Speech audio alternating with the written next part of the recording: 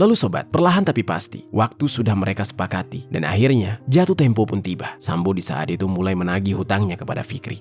Halo Sobat Pena, apa kabar hari ini? Assalamualaikum warahmatullahi wabarakatuh. Hari ini, kita akan kembali membahas kejadian-kejadian mengerikan. Kisah nyata yang terjadi di muka bumi ini. Sebuah kasus tragis terjadi di Kabupaten Bandung, Jawa Barat. Pada awal tahun 2026 ini, ada seorang pria yang berprofesi sebagai cleaning service di salah satu rumah sakit. Ditemukan tewas tidak bernyawa dengan kondisi yang mengenaskan di sebuah gudang rumah sakit tempat kerjanya tersebut. Rupanya dia merupakan korban penganiayaan oleh atasannya sendiri, yaitu seorang kepala cleaning service yang merasa kesal sebab korban tidak mau melunasi hutang yang jumlahnya kurang lebih sebesar 5 juta rupiah. Bagaimana cerita selengkapnya dari kasus yang satu ini? Langsung saja kita bahas di Kata Pena.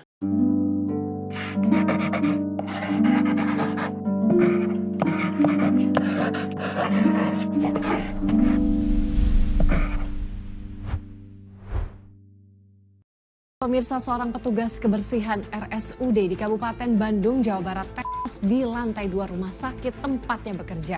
Ia dibunuh atasannya perkara utang 4 juta rupiah yang tak kunjung dibayar. Sebelum kita mulai ke ceritanya, jangan lupa untuk subscribe channel ini dan bagikan video ini ke teman-teman kalian. Cerita ini dibuat berdasarkan berita yang sudah beredar dan diterbitkan oleh beberapa media publik yang aku sajikan dan aku rangkum dalam bentuk alur cerita. Kita mulai ceritanya. Di Kabupaten Bandung, Jawa Barat, tepatnya di Kampung Kadatuan, Desa Mekar Pawitan, Kecamatan Paseh, ada seorang pria yang bernama Fikri Ardiansyah atau yang biasa disapa dengan nama Fikri. Fikri baru berusia 24 tahun, meski tidak diketahui secara detail terkait identitas dan latar belakang keluarganya, tapi diketahui bahwa Fikri berasal dari keluarga yang tergolong sederhana, sehingga Fikri menjalani kehidupannya di tengah keterbatasan ekonomi, yang mana pada saat itu, Fikri tengah melanjutkan pendidikan di perkuliahan sembari bekerja. Penghasilannya tersebut tidak semerta-merta dia gunakan untuk dirinya sendiri, melainkan juga untuk memenuhi kebutuhan hidup keluarganya. Di mata keluarga, Fikri dianggap sebagai sosok yang rajin dan juga pekerja keras. Dia dikenal pendiam dan jarang sekali ngobrol dengan keluarganya. Saat itu, dia bekerja sebagai cleaning service atau petugas kebersihan di perusahaan penyedia jasa tenaga kerja atau outsourcing di PT Raja Wali Ksatria Jaya. Perusahaan ini berada di Komplek Ruko Taman Kopo Ketapang, Blok G117, Kabupaten Bandung. Pada saat yang sama, dia ditugaskan untuk ditempatkan di area fasilitas kesehatan, yaitu di Rumah Sakit Umum Daerah Majalaya, Kabupaten Bandung. Lalu sobat, tidak diketahui apakah Fikri memiliki kebiasaan lain seperti anak muda seusianya yang menghabiskan waktu bersama dengan teman-teman sebayanya. Yang jelas, keseharian Fikri di saat itu hanya menjalani perkuliahan sembari bekerja menjadi petugas kebersihan. Selama ditugaskan di rumah sakit tersebut, Fikri tidak hanya ditugaskan seorang diri, ada juga beberapa rekan kerjanya yang lain yang ditugaskan di rumah sakit tersebut. Salah satunya adalah seorang pria yang bernama Randy. Di kalangan rekan-rekan kerjanya, dia lebih sering dipanggil dengan sapaan Sambo. Pada saat itu, Randy alias Sambo sudah berusia 43 tahun. Di usianya tersebut, Sambo ini sudah berkeluarga. Namun tidak banyak informasi di media yang menjelaskan secara rinci terkait latar belakang keluarganya, termasuk identitas istri dan anaknya. Tapi diketahui bahwa Sambo ini tinggal bersama dengan keluarganya di wilayah Kampung Babakan Jati, Desa Sukamantri, Kecamatan Paseh. Wilayah tersebut masih berada di Kabupaten Bandung, Jawa Barat. Dan sama seperti Fikri, Sambo juga bekerja sebagai cleaning service atau petugas kebersihan yang dipekerjakan oleh perusahaan yang sama. Dan mereka ditugaskan di RSUD Majalaya. Dikarenakan Sambo sudah bekerja cukup lama alias senior, maka dia dipercaya sebagai koordinator atau kepala cleaning service. Bisa dikatakan bahwa Sambo merupakan atasan dari rekan-rekan kerjanya yang lain. Sehari-harinya, Sambo bertanggung jawab untuk mengatur jadwal para petugas kebersihan dan mengawasi mereka yang berada di area rumah sakit tersebut. Dia cukup dikenal di kalangan para petugas kebersihan dan petugas keamanan karena kerap melakukan koordinasi kepada mereka. Sambo juga sering berinteraksi dengan bawahannya, termasuk dengan Fikri. Walaupun sebelumnya, Sambo dan Fikri tidak saling mengenal satu sama lain, tapi selama bekerja sebagai petugas kebersihan, mereka berdua sering bertemu dan berinteraksi.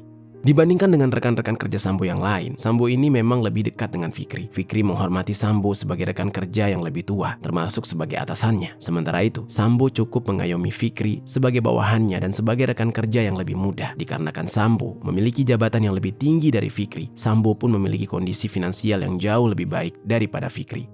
Hal tersebut juga diketahui oleh Fikri. Dia mengetahui latar belakang Sambo hingga kondisi ekonomi Sambo yang jauh lebih baik darinya. Berbeda dengan Fikri yang masih berhati-hati dalam mengeluarkan uang, Sambo justru tampak lebih leluasa dalam mengelola keuangannya dan membelanjakan uangnya. Akan tetapi, keakraban mereka berdua ini justru berujung pada persoalan uang karena mereka berdua sama-sama tahu siapa yang lebih banyak uangnya. Seiring berjalannya waktu, Fikri sempat berada di dalam kondisi finansial yang sulit. Penghasilannya sebagai petugas kebersihan ternyata hanya cukup untuk kebutuhan hidup sehari-hari. Padahal Fikri harus tetap menjalani perkuliahan dan juga membiayai kebutuhan keluarganya. Karena kelimpungan dan tidak tahu harus mencari uang kemana lagi, Fikri akhirnya mencoba untuk meminjam kepada orang yang dia percaya mampu membantunya. Orang itu adalah atasannya sendiri, yaitu Sambo. Fikri kemudian mulai berpikir bagaimana caranya menyampaikan niat untuk meminjam uang kepada Sambo. Hingga saat keduanya bertemu di area rumah sakit, Fikri pun akhirnya menyampaikan bahwa dia tengah kesulitan ekonomi. Dia kemudian mengajukan pinjaman kepada Sambo kurang lebih 5 juta rupiah.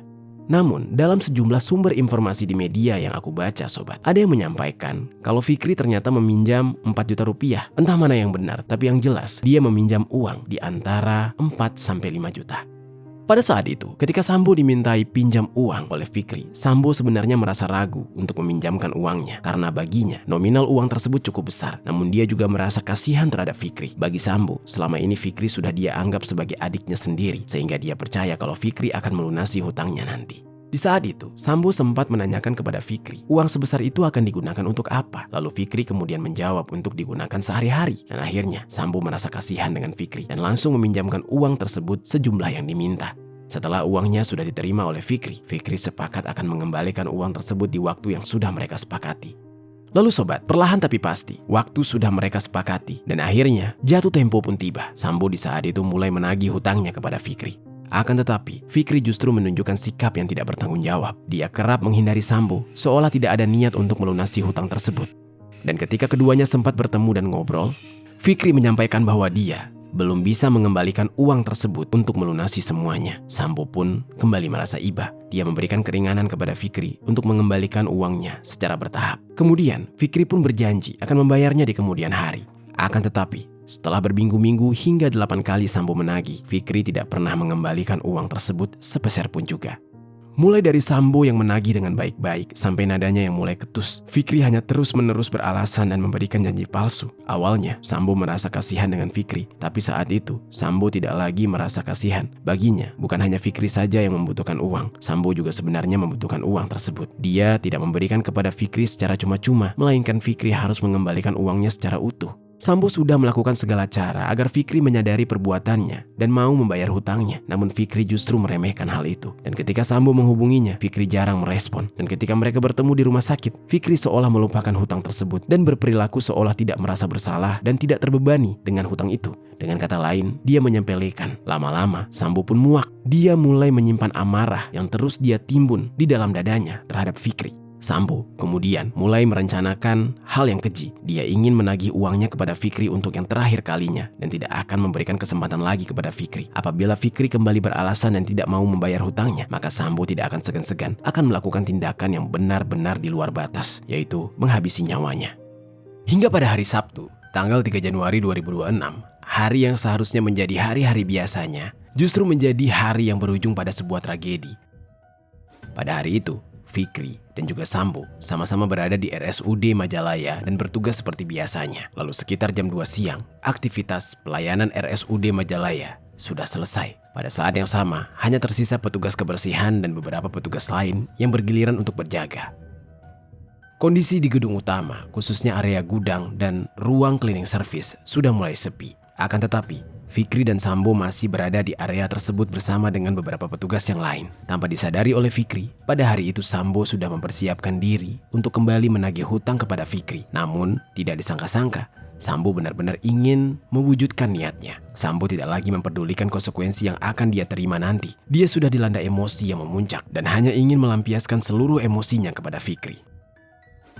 Sebelum berangkat ke rumah sakit, dia menyiapkan alat yang akan digunakan untuk menghabisi nyawa Fikri. Dia membawa kapak atau martil dan juga seutas tali yang sudah dia persiapkan dari rumah. Tidak hanya menyiapkan alat, Sambo juga mempertimbangkan lokasi dan waktu yang tepat untuk dia menjalankan aksinya. Dia berencana untuk menemui Fikri di tempat yang kerap didatangi oleh petugas kebersihan, yaitu di pojok lantai 2 gedung utama. tepatnya di gudang atau di ruang sentral cleaning service.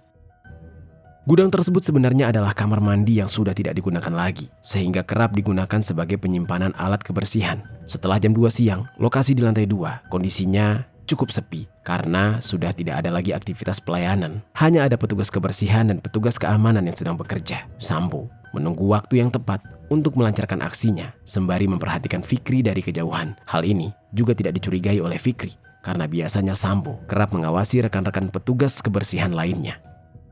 Lalu sobat, sekitar jam 7 malam, Sambo mengajak Fikri untuk ngobrol di lantai 2. Kebetulan di saat itu Fikri ingin mengembalikan alat kebersihan ke ruang gudang dan ruang sentral cleaning service yang berada di lantai 2. Dia pun menuju ke ruangan tersebut. Sambo mengikuti Fikri dari belakang. Tidak lupa pula, Sambo turut membawa kapak dan seutas tali meski tidak diketahui secara detail apakah Sambo di saat itu membawa tas tambahan atau justru Sambo menaruhnya di ember yang sama dengan tempat dia menaruh alat kebersihan lain sehingga kapak tadi dan tali tidak terlihat. Yang jelas di saat itu, Fikri tidak menaruh curiga terhadap apa yang dibawa oleh Sambo. Sesampainya di gudang tersebut, Sambo kembali menanyakan hutangnya kepada Fikri. Fikri yang sudah memprediksi kalau dia akan ditanya perihal utang itu lagi, lalu kembali memberikan alasan. Dia turut menyampaikan permintaan maaf kepada Sambo dan berjanji akan membayarnya di kemudian hari. Mendengar Fikri yang tidak dapat membayar, Sambo langsung emosi. Dengan nada yang keras, Sambo mengatakan bahwa dia seperti dipermainkan oleh Fikri. Selama ini, Fikri selalu berjanji tapi tidak pernah benar-benar melunasi hutangnya. Fikri pun kembali meminta tambahan waktu karena saat itu dia tidak memiliki uang sama sekali. Uang yang Fikri miliki di saat itu cuma cukup untuk kebutuhan sehari-harinya saja. Dan di saat itu juga amarah Sambo memuncak. Sambo mengatakan bahwa dia juga membutuhkan uang untuk kehidupannya. Apalagi nominal yang dipinjam oleh Fikri cukup besar. Saat itu Sambo tidak bisa menerima alasan apapun. Keduanya pun akhirnya terlibat cekcok mulut sampai akhirnya Sambo tidak dapat menahan semua amarahnya. Ketika Fikri sedang lengah ketika dia menaruh alat kebersihan, Sambo langsung mengambil kapak yang sebelumnya sudah dia bawa. Lalu dia ayunkan kapak itu ke arah belakang kepala Fikri secara brutal dengan tenaga yang sangat kuat. Di saat itu juga, Fikri tidak mampu melawan. Dia terjatuh ke sudut ruangan hingga tidak berdaya. Akibat pukulan yang bertubi-tubi tersebut, cairan merah langsung mengalir deras dari luka robek di kepalanya. Fikri rupanya melawan, menangkis hingga memohon agar Sambo berhenti. Namun Sambo tidak kunjung mengampuni Fikri. Sambo terus menghantam Fikri menggunakan kapak secara brutal meski Fikri sudah tidak berdaya. Setelah Fikri tersungkur, Sambo meletakkan kapak di lantai dan mengambil seutas tali yang sebelumnya sudah dia persiapkan. Lalu, dengan kejamnya, Sambo melilitkan tali tersebut ke leher Fikri dan menjeratnya dengan kencang. Di saat itu juga, Fikri tidak dapat bertahan. Fikri kemudian menghembuskan nafas terakhirnya akibat jerat tersebut. Setelah itu, suasana di lantai 2 tiba-tiba hening. Tidak ada lagi suara hantaman dan tidak ada lagi suara meminta ampun. Sambo di saat itu memastikan bahwa Fikri sudah tidak bernyawa. Setelah itu, Sambo pun pergi dari lokasi dan pulang ke rumahnya seolah tidak terjadi apa-apa. Dia membiarkan jenazah Fikri tersungkur di lantai gudang dengan kondisi yang mengenaskan. Tidak ada seorang pun yang menyadari peristiwa tragis yang menimpa Fikri di saat itu. Bahkan keberadaan jasad Fikri di sudut ruangan tersebut juga tidak diketahui oleh siapapun.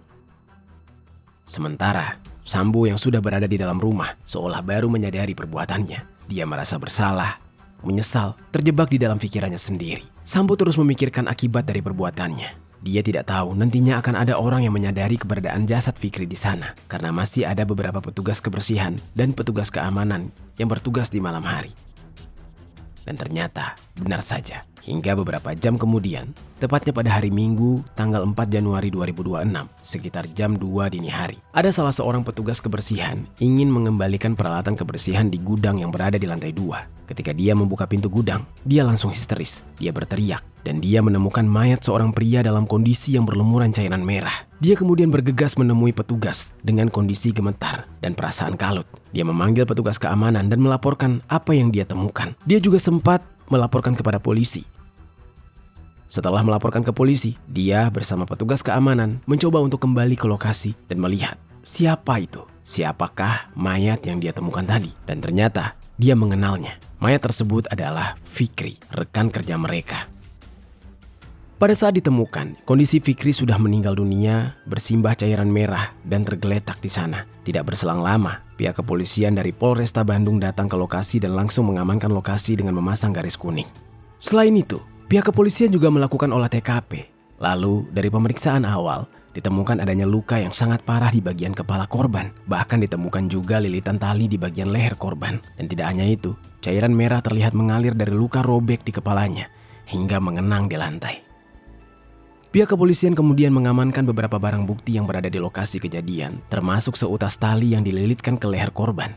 Setelah itu, jasad Fikri dievakuasi ke Rumah Sakit Sartika Asih untuk kemudian dilakukan proses otopsi. Pihak kepolisian mulai memeriksa keterangan para saksi, termasuk siapa saja yang dapat mengakses gudang tersebut, karena pelakunya pasti memiliki akses gudang dan dapat bertemu dengan korban tanpa membuat petugas keamanan curiga. Dari informasi para petugas keamanan, petugas kebersihan dan pihak rumah sakit, ditemukan bahwa lokasi itu adalah area internal pegawai outsourcing yang ditugaskan menjadi petugas kebersihan. Area itu tidak bisa diakses oleh orang luar. Berdasarkan informasi tersebut, fokus penyelidikan pun mengarah ke internal rumah sakit, khususnya di unit petugas kebersihan.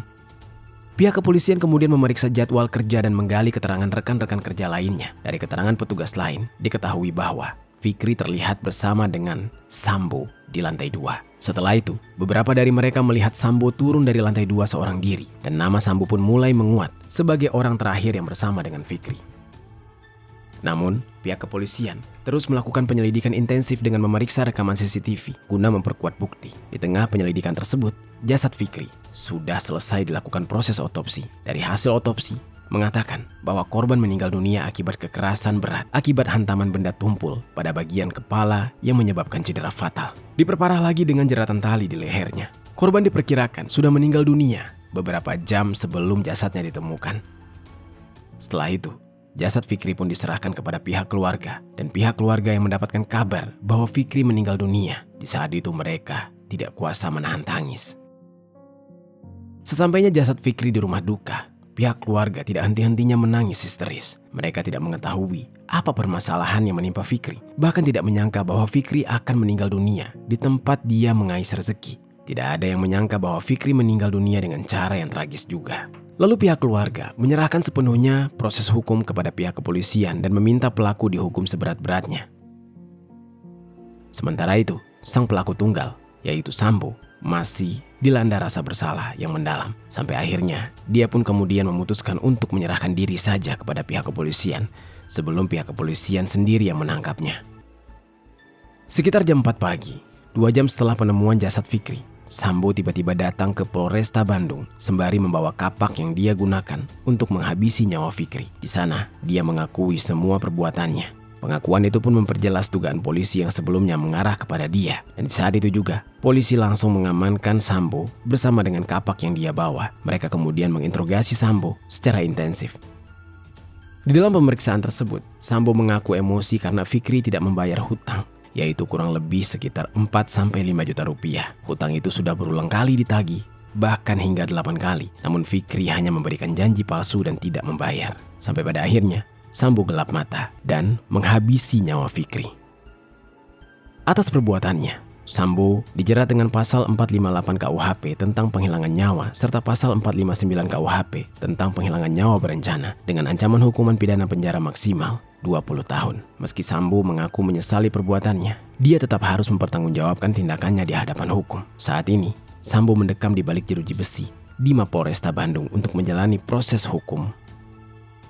Sementara itu, jenazah Fikri sudah dimakamkan di pemakaman umum desa setempat. Keluarga tidak menyangka permasalahan utang piutang di antara Fikri dan seorang atasannya sendiri yang bernama Sambo akan berujung pada peristiwa yang setragis ini. Itu dia sobat, kisah dari Fikri yang dihabisi oleh Sambo sang atasan karena Fikri terlalu menyepelekan persoalan hutang piutang. Apa pelajaran yang bisa kita ambil dari kisah ini? Oh ya sobat, aku pengen ngasih tahu ke kalian, Kata Pena tergabung di dalam program YouTube Shopping Affiliate. Nah, buat kalian yang sedang mencari barang-barang yang menarik dan keren, aku punya beberapa rekomendasi produk untuk kalian. Kalau tertarik, langsung saja klik link produk di pojok kiri bawah untuk pembeliannya.